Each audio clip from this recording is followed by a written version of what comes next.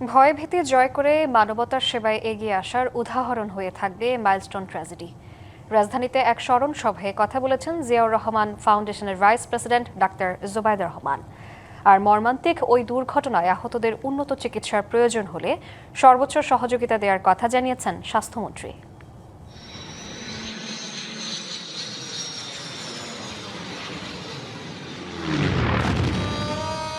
Milestone ট্র্যাজেডির ১ বছর। এই দিনে হাসি আনন্দে মুখর শিক্ষাঙ্গন মুহূর্তেই পরিণত হয়েছিল আগুন, ধোঁয়ার আর্তনাদের বিভীষিকাময় জনপদে। ভয়াবহ বিমান বিধ্বস্তের ওই ঘটনায় পাইলট, একজন শিক্ষিকা এবং ২৮ শিক্ষার্থী সহ ৩৬ জন প্রাণ হারান।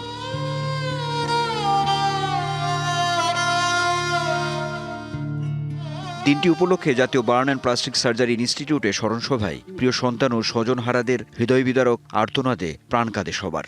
আমি এমন একটা সন্তান হারিয়েছি যে এই কষ্টের মাঝে শুয়ে শুয়েও আমার কথা চিন্তা করেছে, আমাদের কথা চিন্তা করেছে। সেদিনের সেই ভয়াবহ ছবি আর মনে করতে চাই না। আমার পূর্বের আকার তো আর ফেরত পাবো না।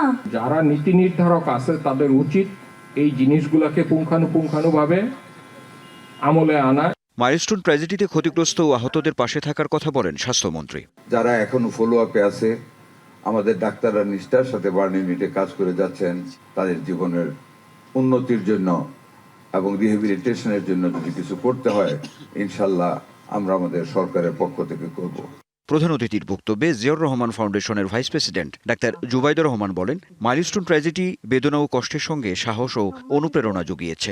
নগদ নিয়ে এলো হার না মানা হার অফার। সর্বনিম্ন ১০,০০০ টাকা রেমিটেন্স নগদে পাঠালে থাকছে স্বর্ণের হার জেতার সুযোগ।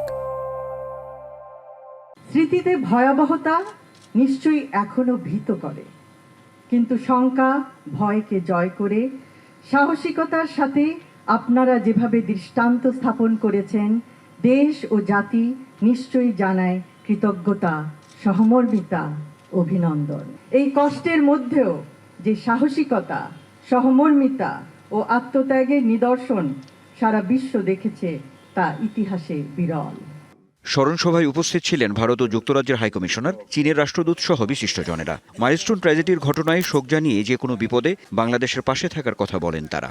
যারা বেঁচে আছে ওদের ট্র্যাজেডিটা আমরা ভাবতে পারি না। We may continue to stand together as close neighbors and as people bound by deep ties of history, humanity and friendship. ঘটনাটি খুবই ভয়াবহ ও হৃদয় বিদারক ছিল। বাংলাদেশি চিকিৎসকদের সঙ্গে একদল চীনা চিকিৎসক কাজ করেছিল। যে কোনো বিপদে চীন বাংলাদেশের পাশে থাকবে। পরে মাইলস্টোন বিমান দুর্ঘটনায় নিহত আহতদের স্বজনদের খোঁজ খবর নেন doctor Zubaidur Rahman. Anwar Hossain, DBC news, Dhaka.